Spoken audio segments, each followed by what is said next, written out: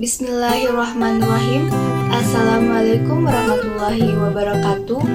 Puji dan syukur mari kita panjatkan kehadrat Allah Subhanahu wa Ta'ala, dan tak lupa salawat beserta salam semoga tetap tercurahkan kepada baginda kita Nabi Muhammad SAW.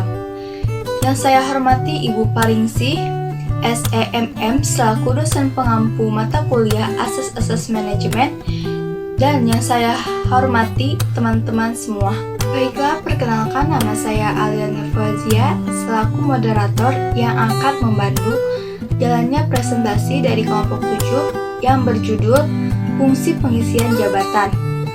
Sebelumnya, saya akan memperkenalkan anggota kelompok 7, yaitu saya sendiri Alia Nurfazia sebagai moderator, Sukma Wijaya, Abdul Aziz Haikal, Selina Aisyah, Yunita Dwi, Mutiara Sinta, Rizky Awalul Gunawan, Nima Safuro, Muhammad Sadam, dan Cahaya Gumilang. Baiklah, saya akan menjelaskan apa saja yang akan dipresentasikan oleh kelompok 7. Di antaranya ada pengertian fungsi pengisian jabatan, pengadaan, penarikan, seleksi, penempatan, dan pemberhentian. Untuk lebih jelasnya akan disampaikan oleh pemateri. Pengertian fungsi pengisian jabatan. Fungsi pengisian jabatan atau fungsi staffing adalah kegiatan untuk memperoleh karyawan yang efektif yang akan mengisi jabatan-jabatan kosong di organisasi perusahaan. Pengisian jabatan ini bertujuan agar semua jabatan ada pejabatnya yang akan melaksanakan tugas-tugas pada setiap jabatan tersebut sehingga sasaran perusahaan dapat tercapai. Asas pengisian jabatan ini adalah penempatan orang-orang yang tepat pada tempat yang tepat dan penempatan orang yang tepat pada pekerjaan yang tepat, atau the right man in the right place and the right man in the right job. Pengadaan adalah proses penarikan, seleksi, penempatan, orientasi, dan induksi untuk mendapatkan karyawan, baik kualitas maupun kuantitasnya sesuai dengan kebutuhan perusahaan. Analisis jabatan adalah menganalisis pekerjaan apa saja yang harus dilakukan pada suatu jabatan, mengapa pekerjaan itu dilakukan, dan bagaimana cara melakukannya. Hasil analisis jabatan ini adalah uraian pekerjaan dan spesifikasi pekerjaan. Uraian pekerjaan adalah uraian mengenai tugas dan tanggung jawab seseorang pejabat pada suatu jabatannya atau apa hak dan kewajibannya. Spesifikasi pekerjaan adalah uraian syarat-syarat orang dapat memangku suatu jabatan tertentu agar ia dapat bekerja secara efektif. Dengan job analisis dapat diketahui: 1. Tanggung jawab dan tugasnya, 2. Syarat dan tenaga kerja, 3. Jumlah karyawan, 4. Dasar dan prosedur seleksi yang dilakukan, 5. Sumber-sumber tenaga kerja dan cara penarikannya. Lalu ada penarikan. Penarikan adalah kegiatan mencari dan mempengaruhi tenaga kerja agar mau melamar lowongan pekerjaan yang masih kosong di perusahaan.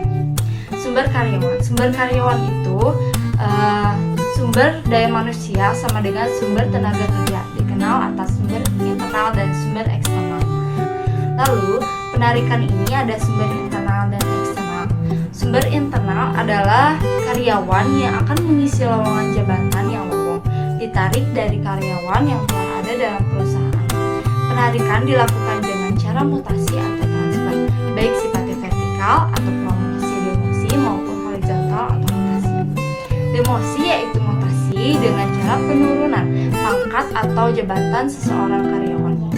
Promosi adalah mutasi dengan kenaikan pangkat atau jabatan seseorang, sehingga auditori dan responsibility-nya semakin besar, biasanya diikuti dengan kenaikan pendapatan.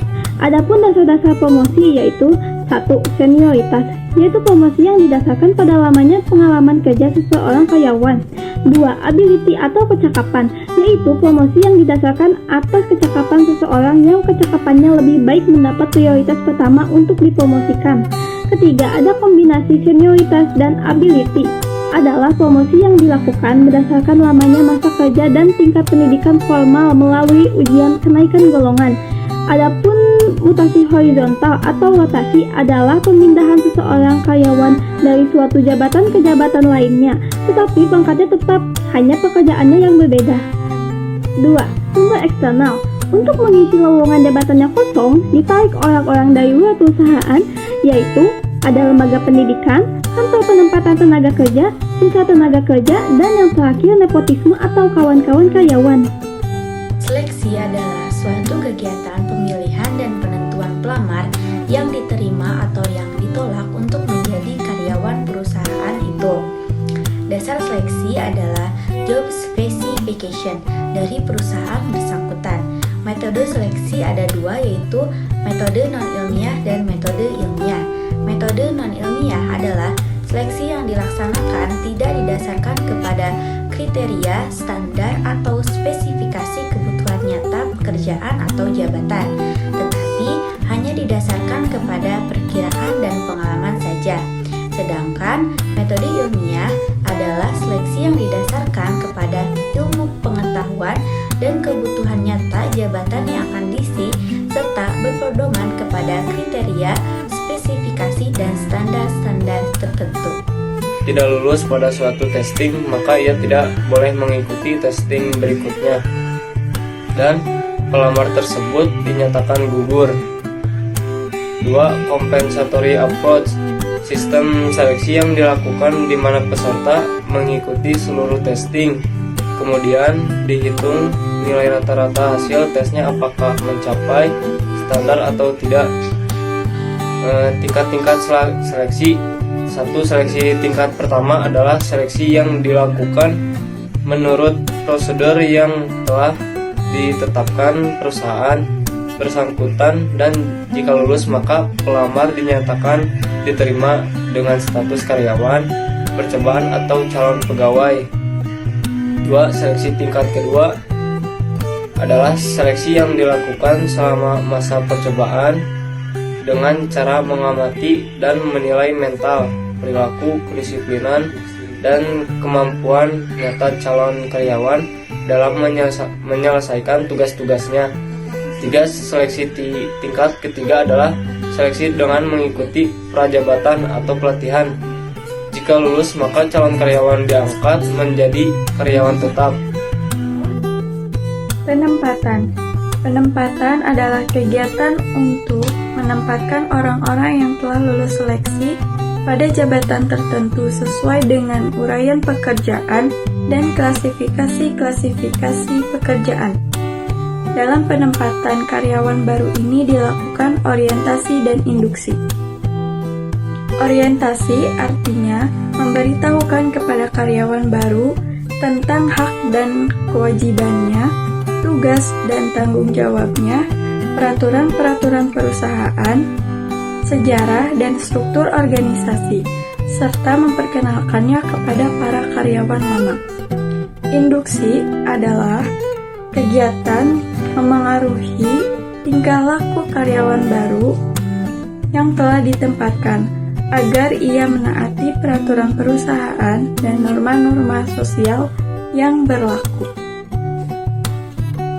Pelatihan training adalah proses peningkatan kemampuan teknis moral kerja karyawan operasional sesuai dengan kebutuhan tugas-tugasnya. Dr. Andes Haji Melayu SP Hasibuan. Pelatihan training karyawan perlu dilakukan untuk meningkatkan efisiensi dan efektivitas kerjanya. Pelatihan ini memerlukan biaya, tetapi biaya ini menjadi investasi jangka panjang di bidang sumber daya manusia bagi perusahaan bersangkutan. Metode pelatihan menurut Andrew F. Sigula. 1. On the job training. 2. Festival school. 3. Demonstration and example. 4. Apprenticeship training. 5. Simulation training. 6. Classroom methods.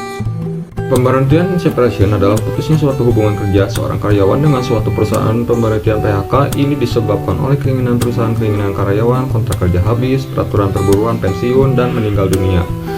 Pemberhentian ini didasarkan pada Undang-Undang No. 12 Tahun 1964 P4 D4 P4 Keputusan pengadilan suatu pasal 1603 ayat 1 KUHP pemberhentian status karyawan dikenal atas karyawan tetap, karyawan kontrak, karyawan harian, dan karyawan lepas, dan sebagainya. Pemberhentian ini juga atas keinginan perusahaan terhadap karyawan tetap ataupun karyawan kontrak, tetapi harus sesuai UUD No. 12 tahun 1964 keputusan pengadilan. Dari pasal 1603 ayat 1 KUHP bahwa khususnya besar pesangon diberikan perusahaannya terhadap karyawannya. Baik teman-teman dan Ibu Paringsi, presentasi dari kelompok 7 sudah sampai pada bagian akhir. Harapan kami setelah teman-teman melihat presentasi kami, semoga bisa memahami materi dengan baik dan semoga bermanfaat.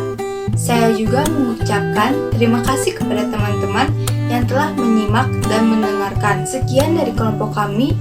Mohon maaf bila ada kesalahan. Wabillahi taufiq wal hidayah. Wassalamualaikum warahmatullahi wabarakatuh.